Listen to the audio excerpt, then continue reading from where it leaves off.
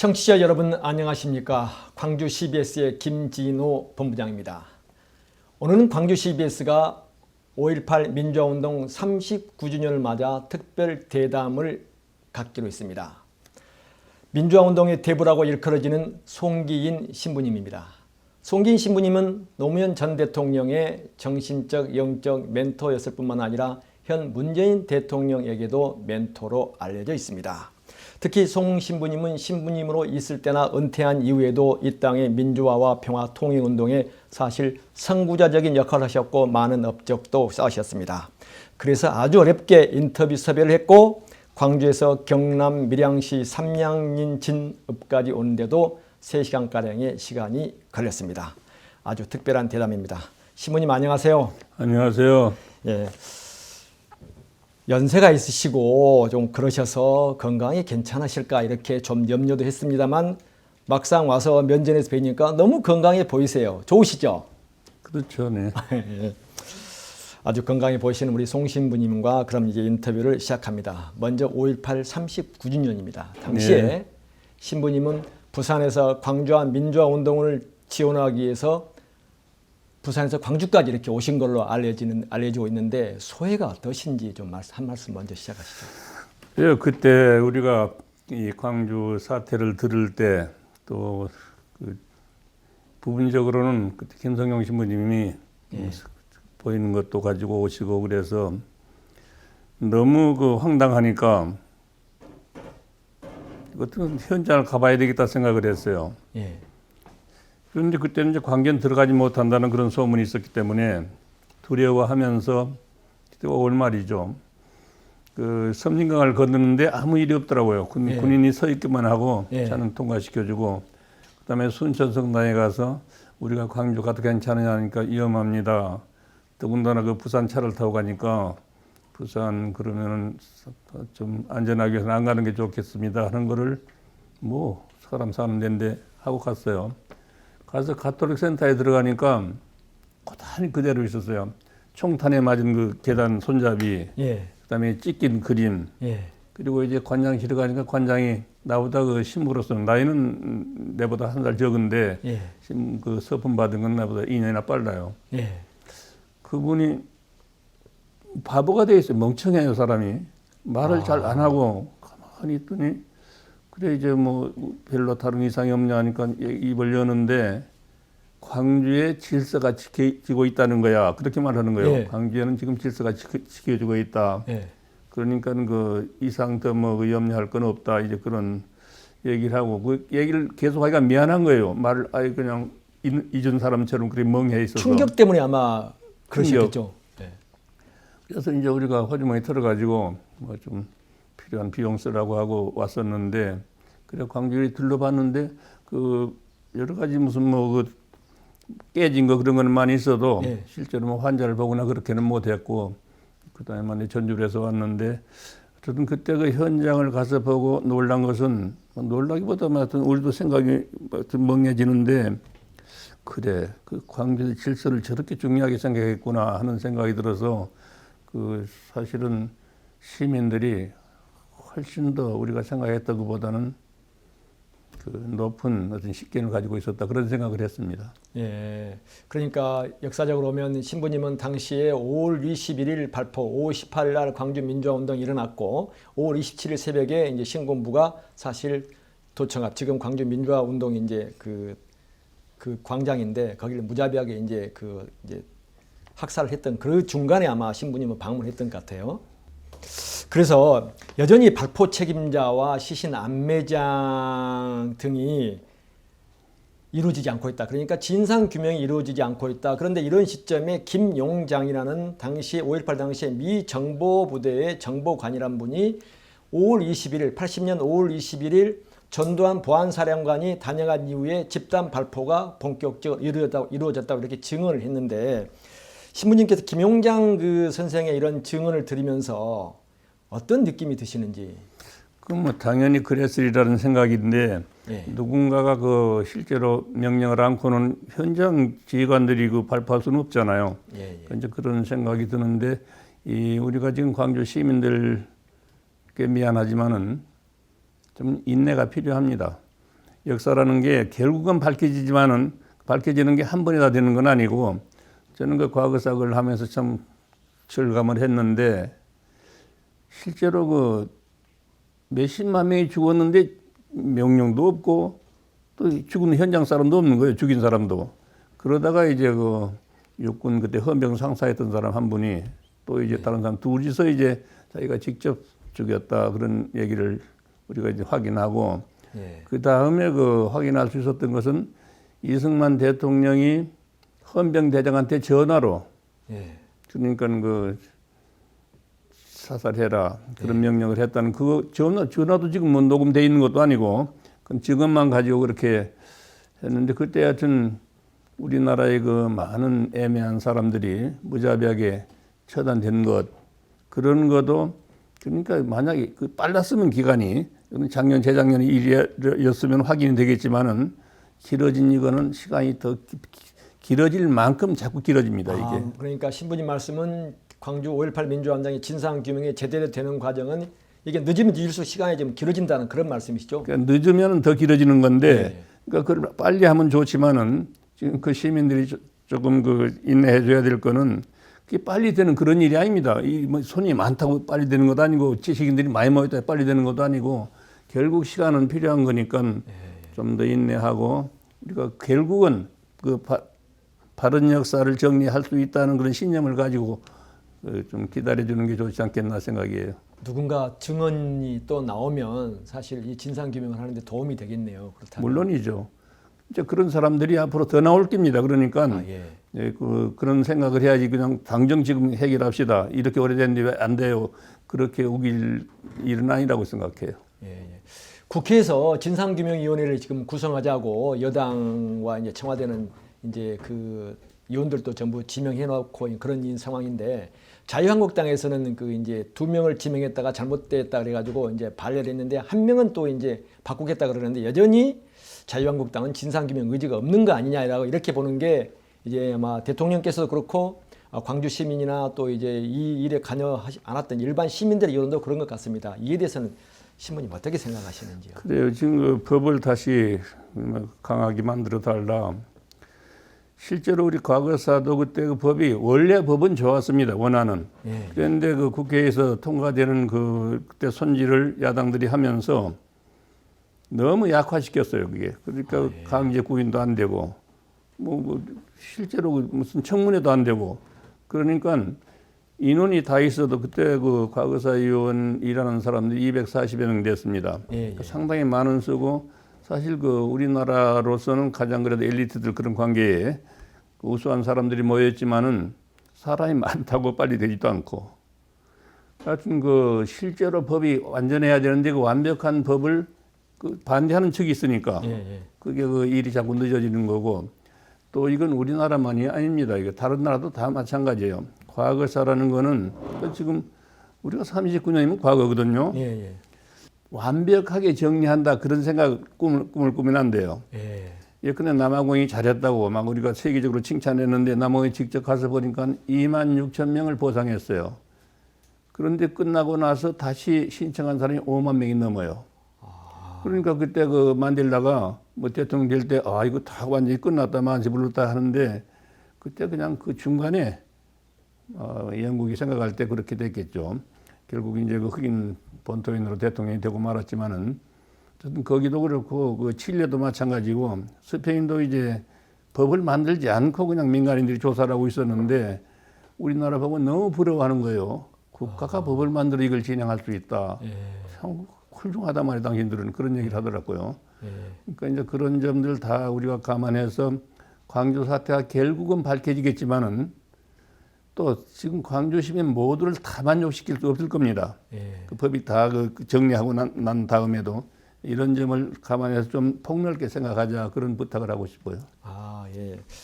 5.18 특별법이 사실 김영삼 전 대통령에 의해서 1996년도에 사실 5년도 말 6년도 초에 이제 제정이 됐는데 그 이후에도 이에 대한 역사 왜곡이 계속되면서 이 역사 왜곡 특별법을 제정하지 않은 사실 목소리가 상당히 거셉니다. 이에 대해서 국가적으로나 사실 종교적으로나 존경받는 신부님께서는 어떤 입장을 갖고 계신지. 모르겠어요. 나는 이제 뭐 법에 대해 잘 모르니까 네. 뭐 이렇다 저렇다 제가 대답할 그런 입장은 아닌 것 같습니다만은 법이 그렇게 된다고 또 뭐 야당들이 또 딴지를 걸지 않을지 난 별로 그렇게 만족스럽게 될 것 같지 않은 기분입니다. 아, 야당의 지금 하는 행태로 봤을 때 5.18 특별 애국 5.18 광주민주화운동 애국 그 현상을 처벌하기 위한 법을 제정하는 게 쉽지 않겠다. 어려울 겁니다. 예. 어려울 거다 이렇게 말씀하셨습니다.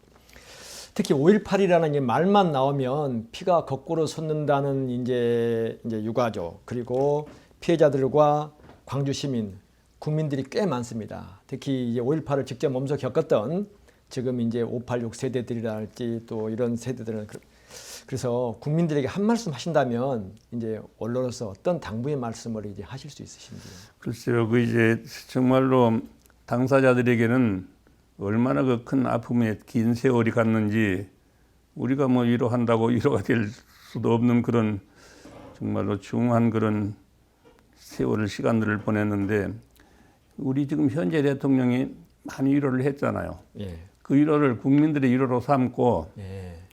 좀 우리들 좀 용서해 주면 좋겠습니다. 광주 시민들이.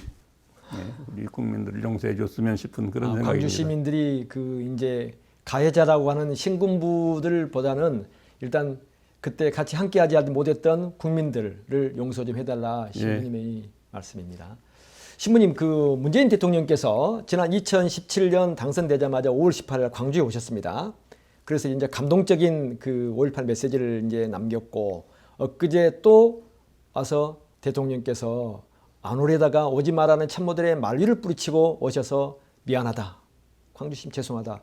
이렇게 얘기해서 아마 신부님께서도 그걸 직접 보시고 그러셨을 텐데 남다르다라고 말씀하신 광주 시민들이나 또 국민들이 꽤 많습니다. 보시고 어떤 소감을 갖게 되셨는지요? 그러니까 이제 시민들 그렇게 생각하십시오. 제 생각에는 우리 문 대통령이 한 사과나 예컨대 그 행위가 우리 국민들이 모두 다 그렇게 하고 싶은 이 정도면 우리도 좀 위로를 많이 받은 셈이다 그런 생각을 해주시면 좋겠습니다. 위로를 받았으면 참 좋겠다 그런 말씀으로 일단 받아들이겠습니다. 그리고 이제 경남 여기를 오면서 봉하마을을 생각하지 않을 수 없습니다. 사실 저도 2번을 이제 다녀온 적이 있는데 개인적으로는 노무현 전 대통령 서거 10주년이 됐습니다. 사실 그 누구보다도 신부님께서 보고 싶을 것 같으신데 보고 싶지 않으세요? 물론 보고 싶죠. 보고 싶지만 그렇다고 그게 좋아지는 것 아니고 실제로 그분이 살고 간 그게 아름답기 때문에 그렇게 만족해야죠. 이제 그 경우는. 예. 혹시 이제 저희들이 이제 일일 텐데 노무현 전 대통령께서 남기고자 했던 거 그리고 이어졌으면 하는 정신들이 뭐라고 신부님께서는 보시는지. 사람답게 살자는 건데 실제로 그분이 그 행동으로 그렇게 연결을 했어요. 그분은 사람답게 살자를 어떻게 우리가 사람답게 살아야 하는가. 다시 말하면 공평사회지, 그죠? 할 수 있는 지금 처진 사람들을 사람답게 살게 해주자 그런 공평사회를 이룩하고 싶었고 그 공평사회를 이룩하기 위해서는 분권이 필요하다. 그런 노력을 힘껏 했다고 생각합니다. 나는 노무현 대통령 집권 기간, 그러니까 모든 대통령 집권 기간이 마찬가지지만은 너무 짧구나 그런 생각을 했어요. 처음에 시작할 때 이거 이런 걸 해야 된다. 그렇게 근데 제가 지금 생각해도 당선자 시절에 아침을 같이 하면서 돈을 모으지 말라 그랬어요. 아, 신부님이 노무현 전 대통령이에요. 돈을 모으지 말라. 가족은 특별 감옥에다 가둬라. 그리고 계획은 끝까지 해야 된다. 이 3가지를 주문했어요. 그런데 그 3가지를 제가 생각할 때는 열심히 했다고 생각합니다. 그런데 제일 중요한 그 개혁 마지막 문제, 그게 시간이 너무 부족한 거예요. 그러니까 시작할 때 바로 이렇게 해야 되는데 시작할 때 이것도 안 나, 저것도 안, 서로 각 같은 부서라든가 각 도지사라든가 이런 게 다 자기 사람이 아니잖아요. 일이 그렇게 쉽게 되는 게 아니에요. 그러니까 꾸물꾸물하다 1년 가버리고 그다음에 이제 시작해 보니까 기간이 또 짧고 이렇게 되는 건데 아마 지금 대통령께서는 그걸 잘 기억했던 것 같아요. 그러니까 좀 처음에 빨리 하려고 싶었는데 역시 이제 그 뭐 브레이크가 걸리는 게 그죠. 언론 그렇지 야당 그렇지 그게 뜻대로 안 되는 것. 그러니까 대통령 기간이 저는 모르겠어요. 한 10년 했으면 좋지 않을까 그런 생각이 들던데 5년 가지고는 뭐 이렇게 준비하다 보니 1년 가고 뭐 그다음에 하려면 시간 끝나고 이런. 그래서 그 어떤 정치학자들은 그런 얘기를 합니다. 중국의 그 이제 지도자 뽑는 제도 예. 10년이지 않습니까? 물론 시진핑 지금 현 주석은 더 할 것 같다는 이제 전망이 많은데 그 제도가 결코 나쁘지 않다. 이 민주적인 제도라는 선거 제도를 통해서 5년 단임을 한 게 과연 바람직하냐. 사실 그런 이론을 제기하는 학자들도 상당히 많으세요. 글쎄요, 나는 그 이제 그거 뭐 그 구체적으로 모르겠지만은 여하튼 일하고 싶어서 이제 돌아가는구나 싶으면 끝나요. 이런 문제가 있다. 예. 자연스럽게 이제 문재인 대통령의 국정으로 넘어갈 수밖에 없게 됐습니다. 신부님께서 문재인 대통령의 국정 운영에 대해서는 점수를 준다면 몇 점 정도 주실 수 있으실 것 같아요. 글쎄요, 그거 좀 민감한 문제인데 예. 원칙을 지키고 있다는 점입니다. 예. 공약했던 것을 실천하려고 애를 엄청 써요. 예. 예. 다른 사람은 공약을 잊어버리잖아요. 예. 예. 그런데 그 다른 지도자들과는 달리 현재 대통령은 자기가 공약했던 거, 예컨대 과거사 정리 같은 거를 확실하게 하고 싶어 해요. 지금도 그 노력을 많이 하고 있고, 물론 뜻대로 그만큼 욕심만큼 되지는 않지만은 그랬었는데 이제 다른 물론 외교 문제 이걸 생각하면은 엄청나게 잘했습니다. 제가 생각하기에는 그 지난 정권 말기에 그 흐트러졌던 외교 예. 예. 그런 거를 그대로 착착 정리해 나갔어요. 그리고 뭐 남북 관계도 이렇게 했고 그죠. 이런 점에서 대단히 그 훌륭하게 했지만은 인사 문제에서 어떻게 그럴 수가 있느냐 내가 이렇게 국회에서 그렇게 비토될 만큼 그런 사람들을 어떻게 선택했느냐 그러는데 아닙니다. 신부님 찾아보십시오. 결함 없는 사람이 없습니다. 훌륭하게 생각하는 그 사람도 내가 누구 이름을 말할 때 그래 벌써 우리가 그 검색해 봤다는 거야 그죠. 그걸 그러면 문재인 대통령이 직접 얘기를 하셨어요? 지적을 하셨습니까? 인사 문제를 바로 얘기하죠 그런 거야. 그런데 그 실제로 찾아보면 신부님 어렵습니다. 아니 지금 우리가 4천만 사는데 그게 어렵단 말이야. 그게 쉬운 게 아니라는 거야 그죠. 어떤 사람을 훌륭하다 싶어서 능력이 있다 싶어서 정말로 그 부분에 전문가다 싶어서 딱 선택해 보면 그다음에 그런 결함이 나타난다는 거예요. 그 재산이 많이 걸리더라고요. 그러니까 그런 문제 등이 그만큼 어렵고 인사가 좀 우리 국민들이 불만 가진 것만큼 나도 불만을 가지고 그런 생각을 했습니다. 그래서 그 대통령님의 고충도 사실 이해가 됩니다. 그런데 또 한켠에서는 이런 얘기가 있어요. 특히 야당 쪽에서 내 편만 너무 골라 쓰는 거 아니냐.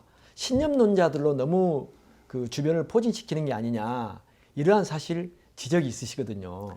그 지금 누구라도 어느 지도자라도 자기가 잘 아는 사람 쓰고 싶습니다. 자기하고 통하고 그런 사람이라야지 엉뚱한 사람 생판 모르는 그런 사람 가지고 일하기가 힘들 거 아니에요. 자기가 아는 사람 중에서 고르려니까 폭이 자꾸 좁아질 거 아니에요. 더 잘하는 사람 이렇게 그러니까 폭을 넓힌 거 그 점에 대해서는 저도 대단히 그 폭을 넓히라고 찬성을 하는데 아니 저 사람이 지금 야당 사람이라고 생각하고 우리를 욕하는 그런 사람이라고 생각해 보자. 그 사람을 갖다가 장관을 시키거나 비서를 시키면 일 안 하겠나 말이지. 그런 사람도 얼마든지 그죠 선택해서 그 자연스럽게 폭이 넓어지고 좋지 않느냐 그런 제안도 했지만은 그렇게 그 쉬운 건 아닌가 봐요. 지금 신부님 말씀을 들으니까 문재인 대통령에게 인사 관련해서 사실 조언과 지적을 꽤 하신 걸로 이렇게 한 게 아니고 실제로 안 만났습니다. 실제로 안 만나고 대통령이 될 때 전에 그 노 대통령 때도 그랬고 대통령이 청와대로 난 안 만난다 그랬어요. 큰 잘못을 하지 않는 한 청와대는 안 가겠다. 지금 청와대 한 번 나갔거든요. 다만 이제 휴가 때 이제 만날 수가 있고 또 이제 뭐 공식 모임 있잖아요. 뭐 오찬이니 뭐 조찬이 그런 때 만나는 거죠. 근데 그때 조찬하면서도 내가 한번 얘기를 했어요. 그거 좀 그렇게 하면 되나 말이지. 그 대통령께서 문재인 대통령님 당황하지 않으시던가요? 당황하네요. 예, 가고 말지. 그러셨습니까? 그리고 지금 일부 이제 아니라 상당수 지지자들 입장에서는 대통령의 개혁이 좀 지지부진하다. 그런 사실 좀 아쉬움이 있는 것도 사실입니다. 이 원인이 대통령이 어떻게 지금 어디 있다고 하고 보십니까? 싶은 그러니까 뭐 과거사 정리는 예. 우리보다 훨씬 욕심이 많습니다. 실제로 노무현 대통령 때 과거사 위원회를 만든 것도 문 대통령이 만들었습니다. 그리고 문 대통령이 실제 회의도 2번이나 참석을 했습니다. 예. 그만큼 관심이 많은 부분이고 저희가 기어이 하고 싶은 일인데 지금 아무리 빨리 하고 싶어도 다 하고 싶어도 야당이 저렇게 브레이크를 걸면은 굴러가질 않아요. 그게. 예. 이제 그런 점을 감안하고 야당이 정상적으로 돌아오기를 바라는 마음입니다. 저는 오히려 그걸 기도하는 거예요. 예. 정상적인 정치를 하면은 이렇게는 안 되거든요. 대통령이 저렇게까지 막지는 않을 텐데 이렇게 꼭 붙잡으면은 어떤 때는 보면 문재인 대통령님이 그 국무회의나 수석 비서관회의에서 말할 때 보면 좀 화가 나신 것 같다라는 그런 느낌을 받을 때가 있습니다. 답답하거든요. 자기가 본인도 참 화를 내고 그런 사람은 아닌데 너무 답답하니까 그런 현상이 나타나고 전에 미국 갔다가 미국 갔다 왔을 때 그런 때 보면 건강이 내 겁이 나서 그죠. 야동나다 이거 대통령들로 안 되는데 말이지. 그런 얘기를 했는데 하여튼 일에 대해 너무 철저합니다. 이 사람이. 저녁에 퇴근해서도 계속 읽는다 그래요. 그게 뭐인지 모르지만. 보고서 읽으시겠죠. 그만큼 철저하게. 지금 그래서 그 청와대에서 이제 본격적으로 시작한 검경 수사권 조정 문제. 그런데 검찰과 경찰은 사실 국민 보기에는 좀 벌성스럽게 자기들 밥그릇 싸움을 하고 있다는 그런 느낌도 주고 있는 건 사실이거든요. 이에 대해서 신부님은 지금 어떻게 말씀하실 수 있으십니까? 좋은 세상이라 그런 생각을 하죠. 그 문제에 대해서. 그 검찰총장이 그렇게 자기가 발언할 수 있다는 것도 좋은 세상이기 때문에 되는 거지. 만약에 세상이 근데 옛날 같아 보세요. 어떻게 검찰총장이 감히 그런 말을 하겠어요. 그렇게 좋은 세상이다. 그러니까 이런 거 그렇게 들려놓고 그렇게 생각하는 사람도 있다. 그 이제 정말로 불꽃 튀기는 토론을 하죠. 그렇게. 그래가지고 이제 좋은 결론을 국민이 모아주지 않겠어요. 지금 그 국민들 일반적인 생각이 결국은 성공하게 만들 거라고 생각해요. 그러니까 신부님 말씀은 국민의 힘으로 문재인 대통령의 계획이 성공할 것이다. 밀어줄 기다. 밀어줄 것이다. 이렇게 지금 이제 믿고 있다. 이런 그렇죠. 말씀이시죠?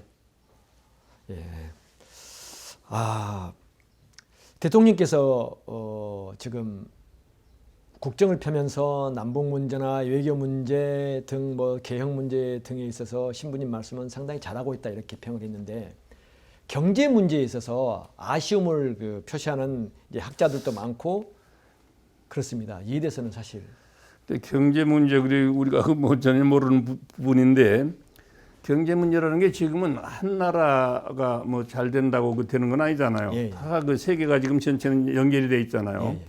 그렇게 돼 있는 상황이 세계가 지금 이렇게 다운되는 그런 시기에 문 대통령이 자리에 갔지 않나 그런 생각이 들어요. 그 상승되는 그런 시기에 갔으면 별 문제가 없을 텐데 그 경제가 아주 막히는 그런 기간에 갔기 때문에 더 힘드는데 실제로 우리가 제일 국민들이 체감한 거는 사드 문제였습니다 그때. 사드 문제가 딱 생기니까 중국 관광객이 잃지 않았잖아요. 거기에서 이제 구멍가게도 닫는다, 무엇도 닫는다, 여관도 안 된다 그렇게 됐는데 그때부터 시작해가지고 이제 앞으로 얼마 갈지는 모르지만은 아무래도 다른 나라 영향, 다른 나라가 좋아질 때 우리나라도 좋아지는 거지 우리나라만 좋아진다고 그렇게 될 수도 없는 거고 또 이제 국민들 특별히 저소득층 고생하는 거 이거 보면은 정말 안타깝지만은 그러나 이제 우리 측에서도 좀 조심해야 된다고 생각해요. 가난한 사람들도 그래 가난할 때도 있구나. 그런데 앞으로 이제 좀 희망을 갖자 이렇게 해야 될 텐데 지금 모자라는 그것만 생각해가지고 지금 좋게 해주십시오.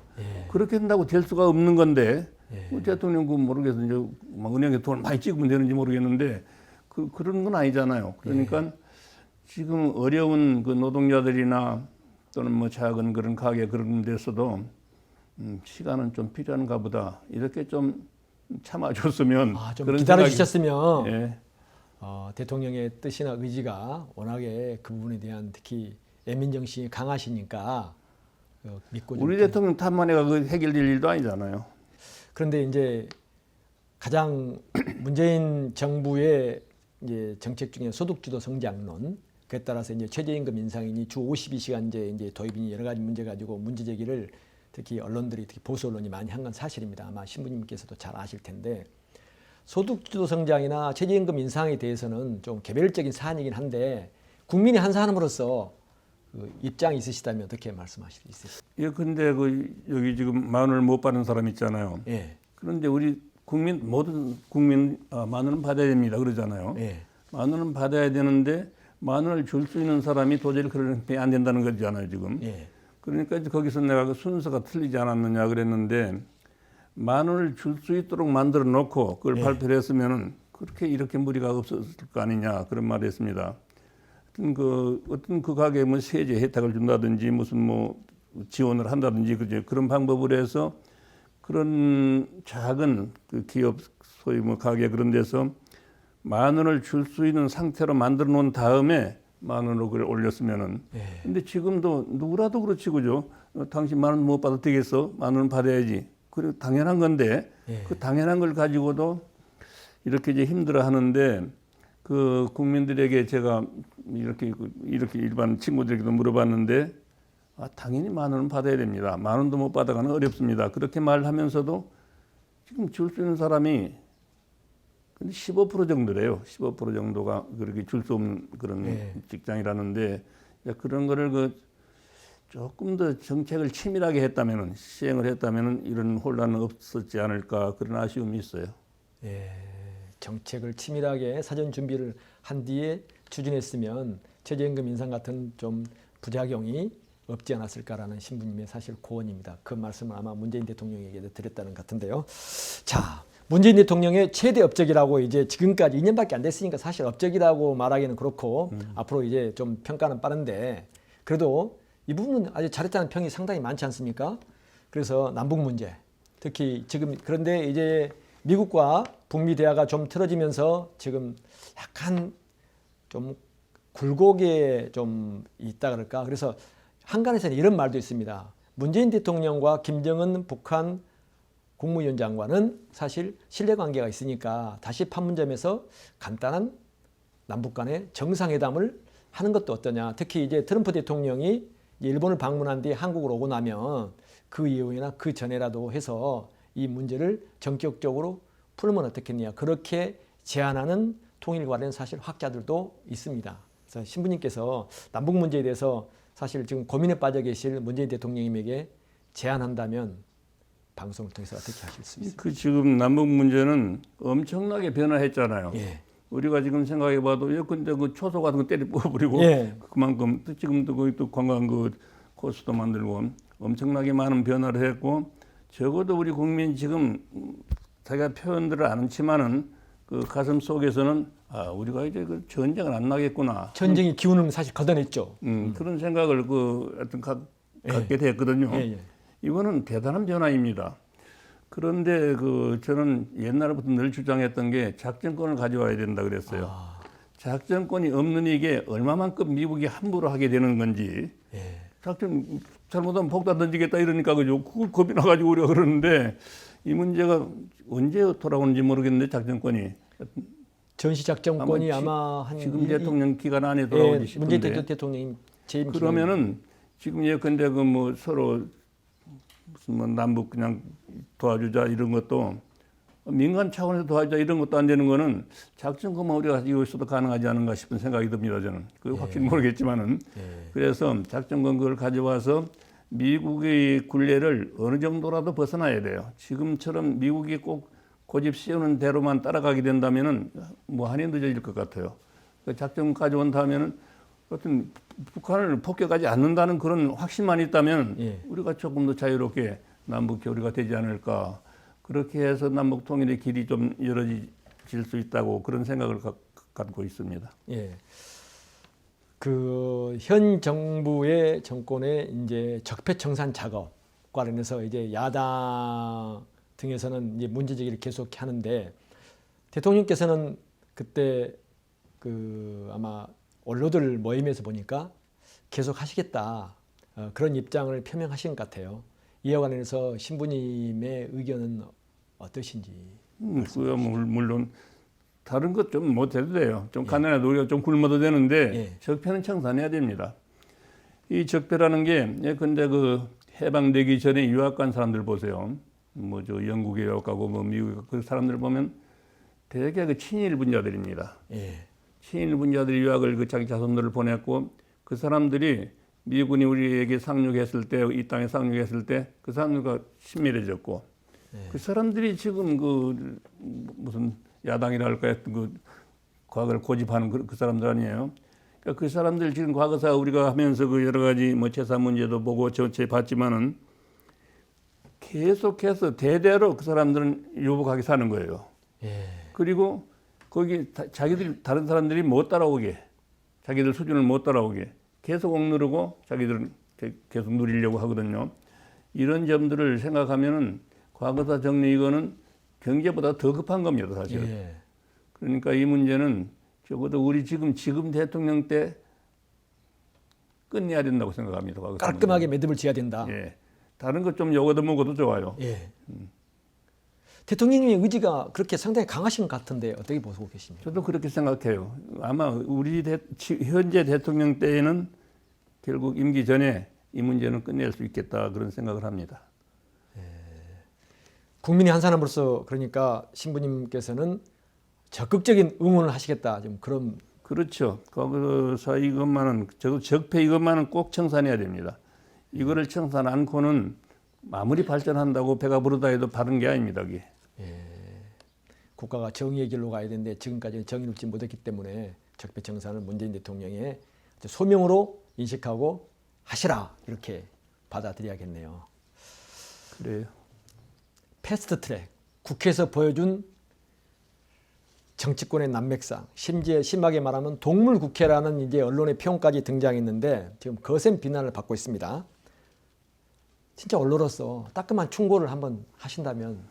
어쨌든 우리들 그 수준이 이거밖에 안 되는 거가 서글퍼요. 실제로 우리가 민주화한 촛불 이런 걸 보면은 세계적으로 이렇게 정치 의식이 높은 데가 있나 싶을 정도로 우리가 존경을 받았잖아요.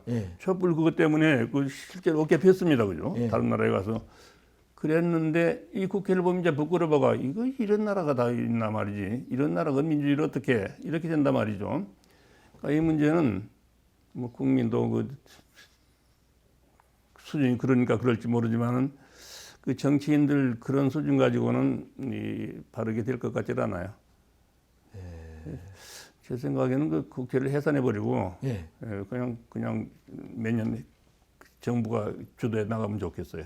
그 노무현 전 대통령님과 현 문재인 대통령님은 저희가 볼 때 다른 것 같기도 하고 같은 것 같기도 하고 신부님이 그 누구보다도 두 분을 잘 아실 것 같아요. 정치적 성향이나 신념이나 국정을 펴는 그 기조 그리고 개인사에 대해서도 그 비교하신다면 어떤 차이점? 같은 게 많죠. 같은 게 아주 많고 둘 다 자기들 자기들 신념, 자기들 철학이라 그래야 되겠죠. 공평사회. 어쨌든 간에 지금 자기 집안 대대로 가난하게 살아온 그런 사람들, 어렵게 살아온 그런 사람들 못 배우면 그 사람들이 보통 수준으로 만들어주고 싶은 그 욕심, 그게 대단히 많습니다. 그것 때문에 두 분이 그럼 정치를 하신 겁니까? 그렇죠. 그러니까 이제 그런 점에서 공통적이고 좀 다른 점도 있는데 다른 점은 뭔가 하면 노무현 대통령은 자기 생각을 바로 실천해 버립니다. 그런 사람인데 문재인 대통령은 나의 말을 다 들어요. 결국 자기 고집을 대로 가더라도 갈지라도 하여튼 나의 말을 다 듣는 거, 그 듣는 그 점에서 엄청 차이가 나요. 그 노무현은 자기 아는 게 최고예요. 그 다른 사람이 뭐 얘기하든 말든 상관없고 그냥 생각했다. 자기가 그 옳다고 생각하면 바로 그냥 실천하는데 지금 대통령 그러지는 못해요. 그러지는 못하고 남의 얘기 다 듣고 그 다음에. 그러니까 노무현 대통령은 이제 그 참모들이나 장관들과 그 뭐 정책이나 무슨 현안 가지고 얘기를 할 때 듣다가 그냥 때로는 화도 내고 뭐 그러신대요. 노무현 전 대통령께서는. 그런데 결국 보면은 많이 들어서 그걸 이제 반영을 했는데 그래. 현 문재인 대통령님께서는 듣기는 잘 들으신데 실천이 없어. 실천을 할 때는 당신 방식대로 하신다. 이런 얘기도 있더라고요. 그런 점이 있어요. 그런 점이 있고 그 노무현 대통령도 많이 알아요. 하여튼 책을 많이 읽는지 어떻게 했는지 몰라도 많이 알기 때문에 다른 사람이 아무리 정리해가 얘기한다 해도 다 알고 있는 거 뭐. 그건 내가 다 알고 벌써 알고 있는데 그렇게 된 거예요. 이런 문제들이 차이가 있어요. 신부님이 유권자의 한 사람으로서 두 사람에게 두 분에게 그러니까 노 전 대통령님이나 문 현 대통령님에게 인간적인 매력을 어떤 분에게 더 가질 수 있을까 궁금해요. 그 흉이 되면 안 되는데. 이건 흉이 아니고 어쨌든 간에 그 노무현 대통령은 사실 촌놈입니다.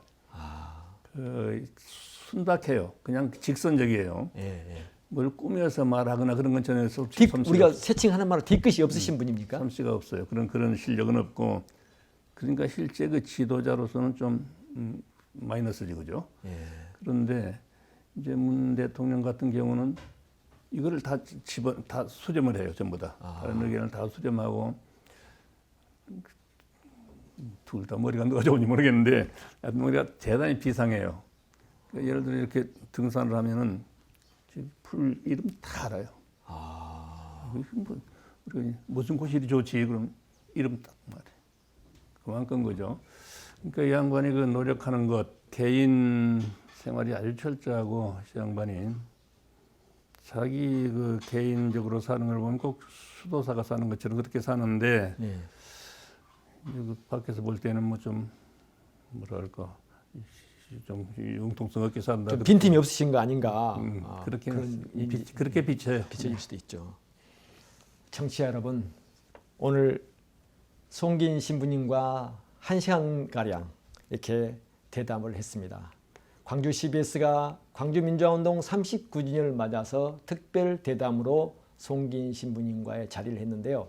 송 신부님께서 아주 허심탄회하게 현 국정에 대해서 그리고 인사 관련해서 문재인 대통령께 질책도 하셨다. 그리고 문재인 대통령께서 잘못한 점이 앞으로 있으면 청와대 찾아가서 따끔하게 질책도 하시겠다고 말씀하시면서도 무한한 애정을 갖고 계시고 적폐청산에 대해서는 끝까지 임기 동안 그 마무리 지어라라는 이런 사명감을 갖고 계실 거다라고 이렇게 전망을 했습니다. 그리고 광주 민주화 운동에 대해서도 송 신부님이 발포 책임자는 진상이 규명이 돼야 된다고 말씀하셨고요.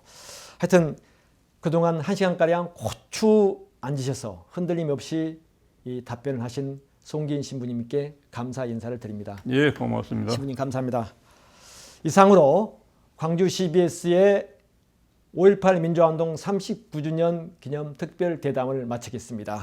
신부님 늘 건강하시고요. 평안하시기를 고맙습니다. 소망하겠습니다. 감사합니다.